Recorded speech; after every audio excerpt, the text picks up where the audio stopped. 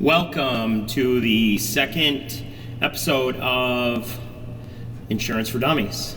I'm Eddie Bednars. I'm joined by my host, Chris Switek. How you doing today, Chris? I'm good, Eddie. Just living the life, my friend. I hear you. Beautiful weather starting to come here in Western New York. I know, sun is shining. Hopefully it'll keep up. Are you going to get out golfing as soon as possible? Absolutely. We were just talking about that yesterday. I've got the clubs all ready. They're kind of polished up and ready for action. And also spoke with my stepmom down in Florida because I'm going to be making a trip down there to do some business down in Florida next month, and definitely going to get a round or two in down there. Well, I hate to, just blow your thunder, but my thing that I'm super excited about is cleaning up all the dog poop in my backyard. I got to do that too, Ed. I don't even know how many pounds I'm going to be cleaning up. Hey, Ed. What? Guess what? What?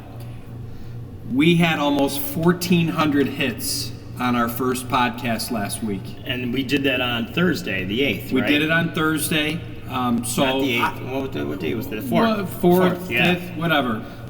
It was the day that ended in Y, I'm pretty sure. One of those days. But anyways, I don't know about you, but I just want to reach out or, thank all the listeners, all the people that took the time to tune in, whether you listen to the whole thing or not. I know I got some personal feedback from a couple people that I had actual conversations with, and they were very appreciative and had good things to say. So great job on our first one. That just shows you how many people are afraid to ask those questions. And they're pretty important questions when you are trying to take care of your family. I know. Well, we opened with that last week, and I think that might be kind of our little our catchphrase, the hard question to ask or the hard questions to ask. Who are you leaving behind? Yeah. So, let's segue right into there, into some questions. We've got some activity, from our post yesterday when we said we were going to be doing our second episode today. And one of the questions came in, a fellow by Timothy, who's actually a buddy of mine, and he lives out of state. He's not in New York. He's in Florida, which I know I'm licensed in Florida. Are you licensed in Florida, Ed? I'm just about to. You're about ready to do that. So I'm going to be doing some business in West Palm. That's awesome. Tim wanted to know, with the application process, is there any money involved? Is there a charge to submit the application? And you want to touch on that? Well, there's no charge for our service of taking care of the people. Right. But for the initial coverage, we do need the first month's premium. Okay, and why is that?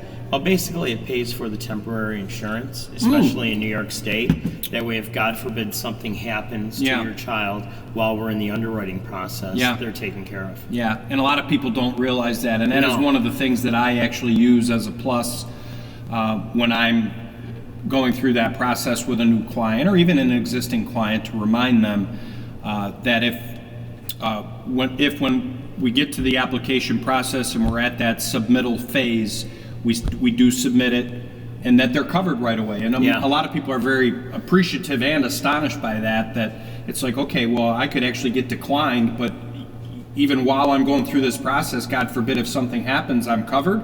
And the answer is yes. So there's a definite positive there in doing that. Yeah, I had a customer call me yesterday, and her husband, he was like on the fence on doing different things. And he's like, well, I'm gonna wait till this whole COVID thing's all over. I'm like, no. We don't know. No one knows what underwriting is going to look like after COVID. So if you want to do something and have decided to talk to an insurance person, do it now. Yeah, definitely. And I've got a similar situation with a current client who already has two policies himself. We're looking at adding a policy for another family member, and their family's actually been hit by COVID, and his wife has just had some surgery, and I get it. They're busy. But one of the things I'd like to remind them is, hey, let's get it submitted.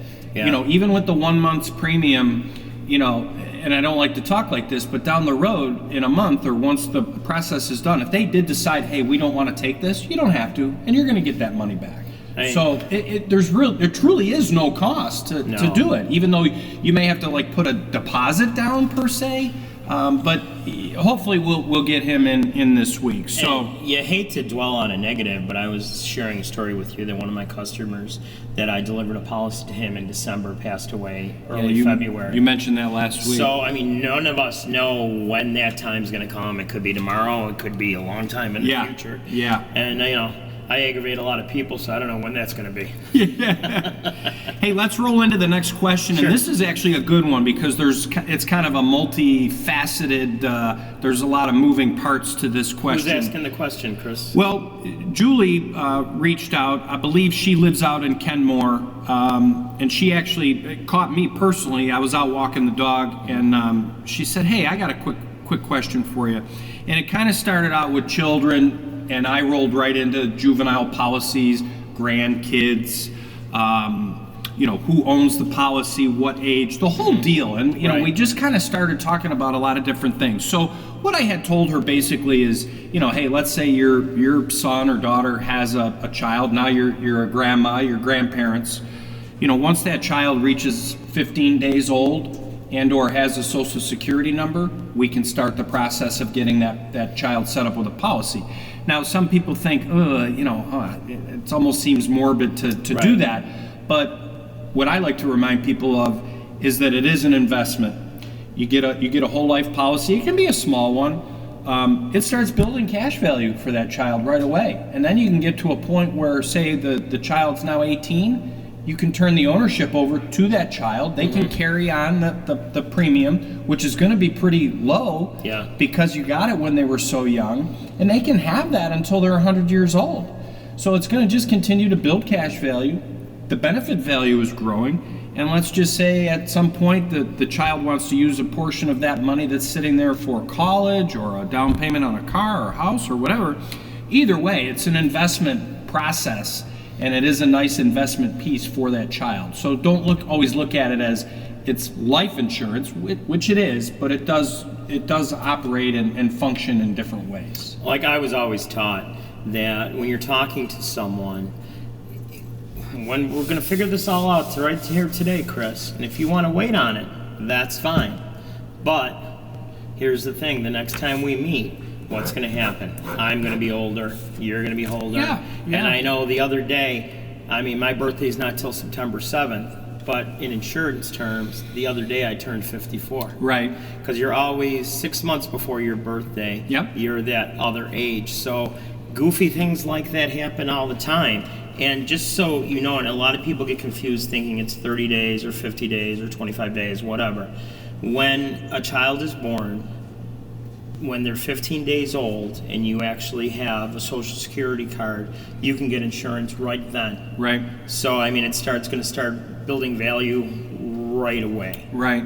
And, the term or the phrase ownership popped up, who actually owns the policy? Well, as an example, if I took out a policy on a grandchild that I had, I would be the owner, I would be the person paying the premium, but the insured would be the grandchild.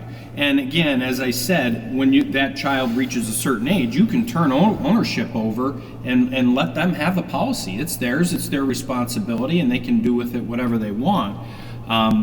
The backside of that is I also like to tie into this, Ed, and maybe you've done the same thing, is it makes a great gift.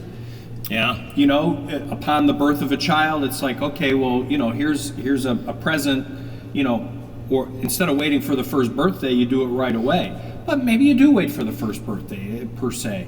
And it does. It works as a nice gift. Or now, Right. I know Christmas just passed a few months ago, but, thinking forward, you have a great opportunity to gift someone some life insurance as a Christmas gift. And again, it's not something that the child's going to be able to play with. Oh, no. But what a great investment. What a great tool to have. In fact, a guy that we worked with, he's got about 10 grandkids, and he doesn't buy them birthday presents. It sounds goofy, but he buys them insurance policies and puts a little bit more into it every year. I know I was fortunate to have a grandchild last September 1st. Congratulations. And I made sure Emily had a policy from Grandpa. There you go.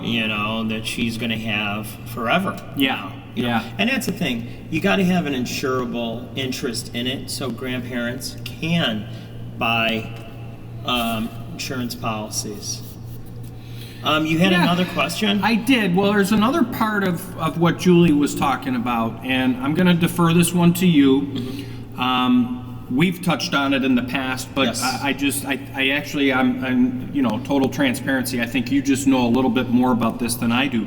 But can you tell the listeners about the 529 plan? Sure. A lot of people think 529 plans are for college preparation, but they actually were originally built for special needs children. If you have a special needs child and you want to put money away for them for the future, you can do so with the 529 plan. The nice thing about it is there's no limit.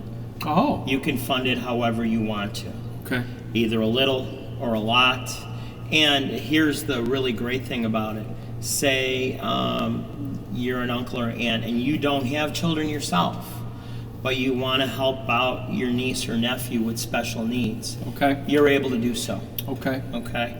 And at any time, say if, God forbid, the child passes before you do, you can actually transfer over ownership of that 529 plan to yourself. Oh, wow. Okay. So the tax implications are always going to be about the amount and the length of time and when it's coming out. But it's a great way, and especially if you have a child that's uninsurable, it's a great way to plan for their future by doing that. Yeah. No, 'Cause you're absolutely right. with the 529 plan, there is no underwriting. Right. Yeah. And that is a good way to look at it. It can help with college, and again, Most definitely. we're talking about juveniles, grandkids, whatnot. And you just brought up a very good point in regards to, it could even be someone that maybe doesn't have children themselves, but has a niece or a nephew, or a grandniece or nephew, and they want to help them out. That is a great way to do that. And the fact that there is no underwriting involved is very, very helpful. It's huge. Yeah, It is really it's huge. very, very huge. Is there anything more that we can add to that, Ed? I don't think so. I just want to apologize to everybody. You can hear our Facebook blinking, keep on going off. It's because people are asking us questions as we're going along the podcast. We're not going to be able to get to a lot of questions today. We're going to try to keep all our podcasts to about 15 minutes. We want to, stick to one topic every week. Yeah. And that way, just like they say, how to eat an elephant. Yeah. One bite at a One time. bite at a so time. We don't want to overburden people Yeah. with anything. Absolutely. You know? Well, we're probably getting towards the end of today's episode for this week. Again, I just want to go back to where I actually started today when Ed brought me in.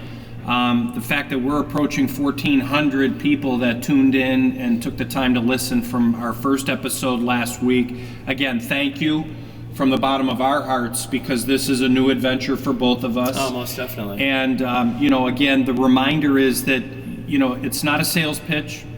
We're truly here to help you. So even if there's questions that pop up, during the week or after you listen to the show, don't hesitate to contact us through the webpage, Podcast for Dummies on Facebook. Yeah, we actually have a button now, don't we? Yeah, So I they can believe just there's a hit it button, or and just even put a comment in there, whatever, Yeah. however you want to do it. But we're happy to answer questions in between our episodes. And you're taking phone calls too, aren't you? Absolutely. What's your phone number? My phone number is area code 716-713-6608. As you say that, I did get one call last week, and it did result in an appointment that you and I are going to go on Thursday or Friday, and we're hoping that obviously not only will we be able to help the person that called, but could result in getting them set up with a policy that they've been desperately looking for. So again, we're here to help. Send your questions in. Keep a lookout for our next post regarding our next episode, which will be going up, beginning of next week. We'll get that posted, and enjoy the weather, Ed. Hey, enjoy golfing, and I'll enjoy cleaning up that poop. And it is the start of High Holy Week here in South Buffalo for St. Patrick's Day. So, all you people out there, have fun. Not too much. Don't drink too much green beer. Yeah. Stay safe too. And please stay safe. And if you ever need us, you know where to find us. For Eddie Bednars and my co-host Chris, we wish you a lot of luck. And please, if you have any questions, there are no stupid questions. We're here to help you, and don't feel funny about asking us anything. Thank you very much, Chris. This was great. You bet. Thank you, Ed.